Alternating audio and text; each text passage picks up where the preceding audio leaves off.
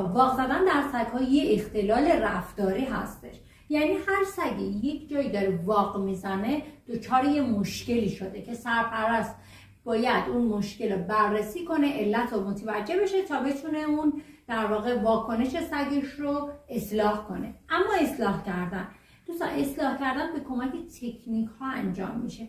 ما هرگز نمیتونیم با روانشناسی انسانی در واقع سگمون رو تربیت کنیم. باید حتما از یه رفتارشناس و متخصص این کار کمک بگیریم، چون زبان ما با سگ‌ها بسیار دنیای متفاوتیه و ما این که موجب میشیم سگمون بد تربیت، بی تربیت یا پرخاشگر، عصبی، افسرده بشه.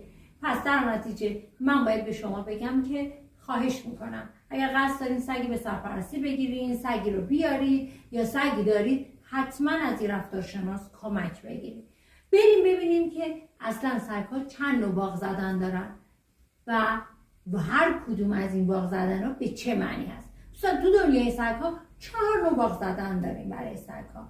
خب واق اولی واق قلمروییه. یعنی چی؟ یعنی زبان بدن سگ به طرف سوژه است، حالت تهاجمی داره، دنبالات و مداوم به طرف اون مورد، حالا یا دره یا مهمانه یا هر کسی هست یا بیرونه، واق واق میکنه، واقعی ممتد میزنه و همجور حالت تهاجمی داره. به این میگیم واق قلمرویی. دومین واق که باید زبان بدن سگمون رو تشخیص بدیم، واق هیجانی هستش. دور سوژه چرخ میزنه و حالت بو میکنه، دمش به حالت تکون تکون میخوره و واقعی ممتد و پی در پی میزنه که به اشتباهاً خیلی از سرپرستا این واق رو به معنی خوشحالی یا دوست داشته شدن یا در واقع خوش آمدگویی برداشت میکنن. و سومین واقعی که ما باید بدونیم واق استرس و ترسه. واق استرس و ترس به چه صورته؟ زبان بدن سگ ما حالت اینو میاره پایین تر میره و در واقع دمش لای پاهاش میره، به صورت عقب برمیگرده یا سر جایش خیز برمیداره به طرف عقب و واقهای بازم ممتد میزنه. چهارمین واق که بی خطرترین واق هستش واق خبریه.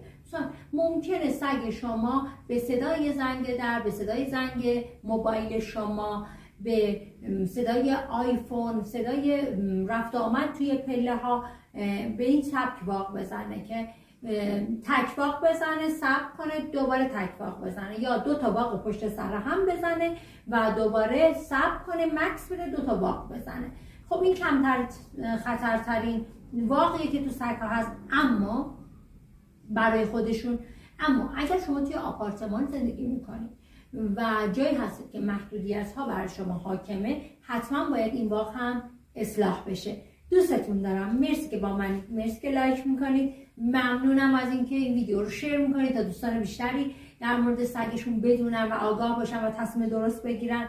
ممنونم که ما رو فالو میکنید و اگر سوالی دارید حتما برام کامنت کنید. غیر از این شما به من بگو توی کامنت ها سگت کدوم یکی از این واقعا رو میزنه تا بتونم بهت کمک کنم.